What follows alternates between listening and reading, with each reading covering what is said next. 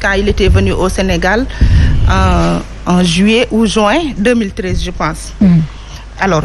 le président Macky, Barack Obama, ci conférence de presse commune, dafa convier les Sénégalais à plus d'ouverture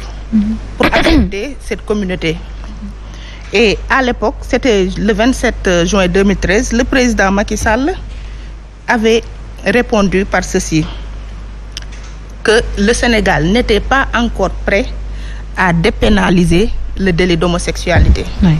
Comme on l'a dit tantôt, homosexualité délit boobu dañ ko dugal ci article 319 bu code pénal parce que dañ ko jàppee comme acte contre nature.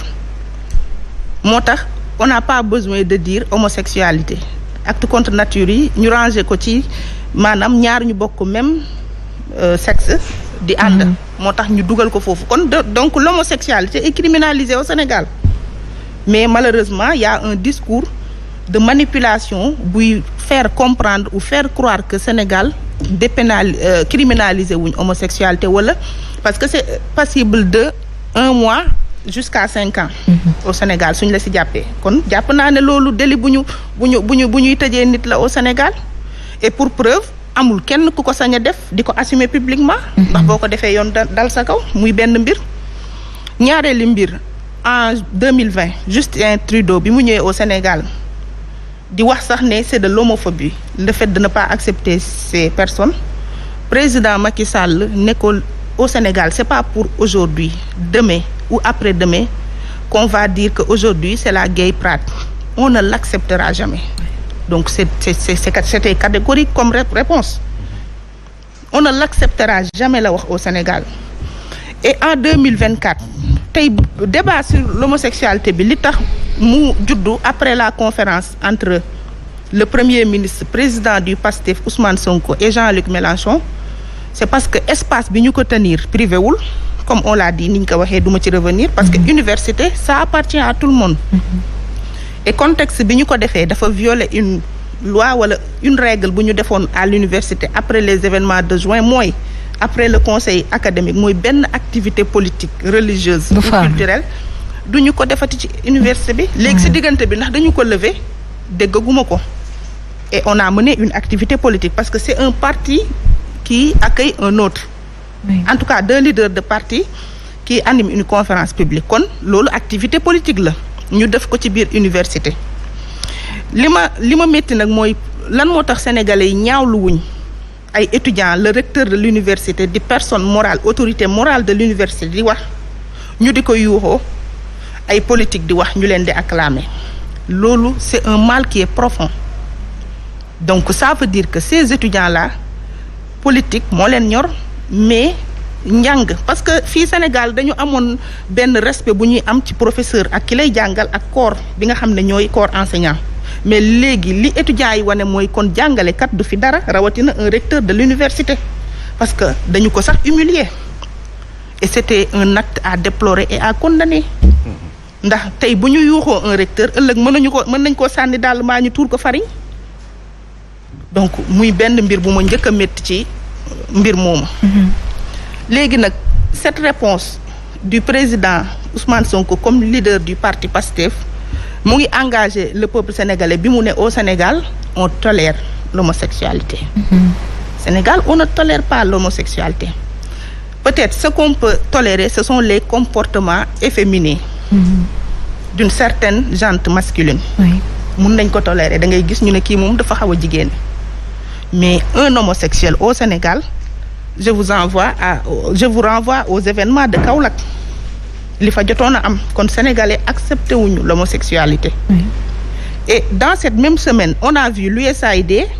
précisément à Kaolack ñu coupé fa benn ruban aux couleurs LGBT c'est un signal fort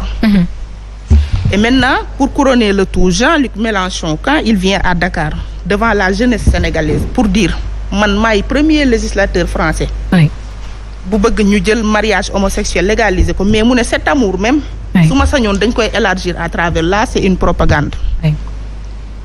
léegi nag pour gën koo mën a dëggal des étudiants applaudissent xaw ma ñàkk dégg li mu wax la. est-ce que peut-être ils ont compris. xaw ma ay applaudisseurs automatique lañ leen defoon jour boobu ba dañ ne leen lu ñu wax applaudir leen mais je ne pense pas que bu ñu xamoon le sens de ce discours ñoom ñëpp dinañu tàcc parce que c'est sûr que ñi fa ñëwoon comme étudiant xam nga université dafa nekk benn échantillon société sénégalaise parce que ñëpp a fay daje. ku ne ci région yi ñëw nga daje fa. ku ne ci xeet yi ñëw nga daje fa ku ne ci diine yi ñëw nga daje fa. donc dafa am discours yoo xam ne suñ koy tenir devant cette jeunesse là je pense que dañu ko war a xoolaat. parce que c'est des discours dangereux yoo xamante ne baaxul ci suñu jeunesse mais aussi du jël lu nga xamante ne mooy référence di ko dugal ci ñoom et suñu jëlee discours bi nag di ko analyser au plan national c'est parce que dans le discours du président du PASTEF il est revenu d'abord sur la présence des forces militaires oui. au Sénégal.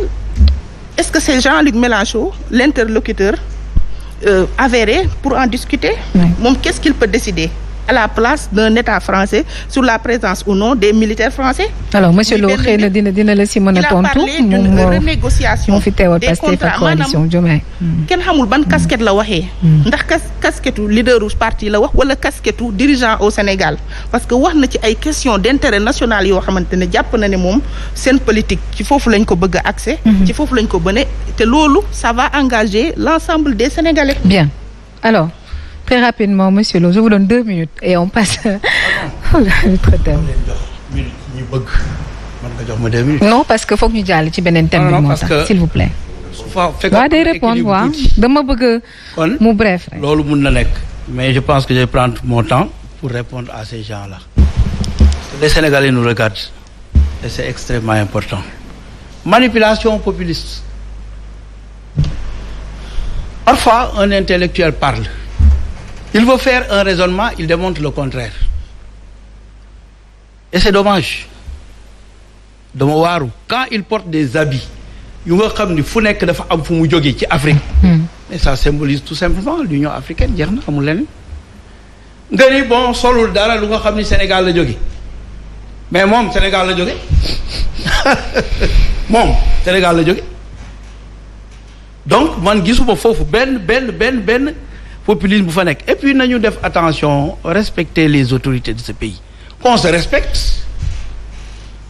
am na loo xam ne mënoo ko yëkkati jëmale ko ci ki nga xam ne amul benn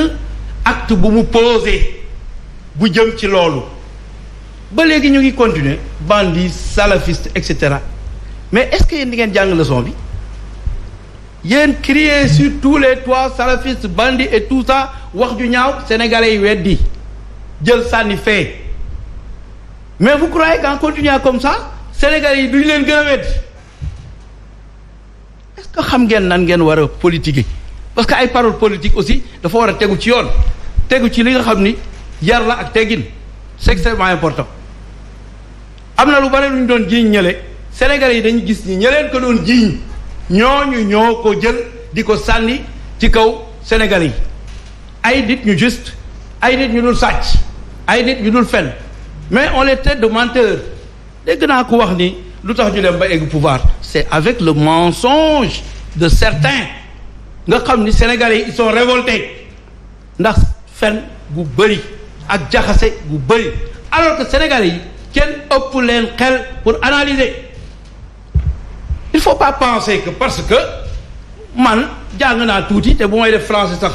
def ci ay fautes yu nga xam ne à chaque fois ma relever que ba pare ma bëgg yaakaar ni jàng mu ndaw moomu may na ma ëpp xel nit ñi il faut que ñu revenir à la raison il faut que ñu jàng leçon bi mais yow doo ñëw def dara mu indi échec tu